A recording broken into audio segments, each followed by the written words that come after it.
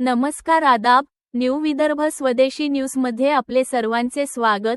मुख्य संपादक अमीन खान यांची रिपोर्ट। गेल्या 2 डिसेंबर रोजी झालेल्या मतदानानंतर 21 डिसेंबरला निकाल आल्यानंतर नांदुरा शहरामध्ये मोठी चर्चा आतापर्यंत सुरू आहे। नांदुरात राजकीय स्फोट, भाजप महायुतीची वादळी सत्ता, एकडे यांचा अभेद्य किल्ला जमीनदोस्त। नांदुरा नगरपरिषद निवडणूक 2025 ने शहराच्या राजकारणाचा पूर्ण चेहरामोहरा बदलून टाकला आहे। माननीय आमदार चैनसुख संचेती व भाजपाचे ज्येष्ठ नेते सुधीरभाऊ मुरेकर व शहर अध्यक्ष प्रमोद हिवाळे यांच्या चाणक्यनीतीमुळे भारतीय जनता पार्टी व महायुतीने अध्यक्षपदासह स्पष्ट आणि दणदणीत बहुमत मिळवत नांदुरा नगरपरिषदेत सत्ता एका हाती आणली आहे।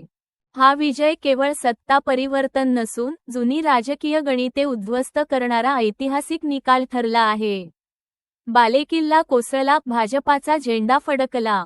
या निवडणुकीतील सर्वात मोठा आणि खळबळजनक धक्का बसला आहे तो प्रभाग क्रमांक 9 मध्ये।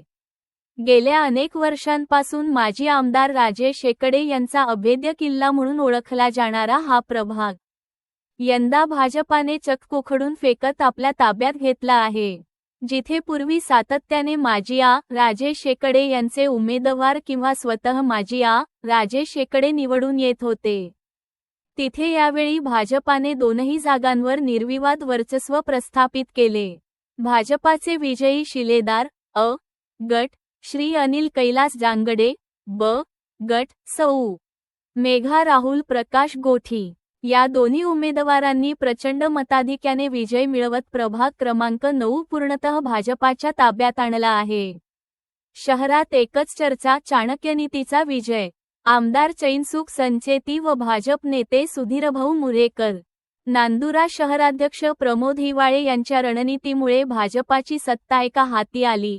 माजी आमदार राजेश शेकडे यांचा बालेकिल्ला उद्ध्वस्त झाला, अशा चर्चांनी नांदुरा शहराचे राजकीय वातावरण तापले आहे।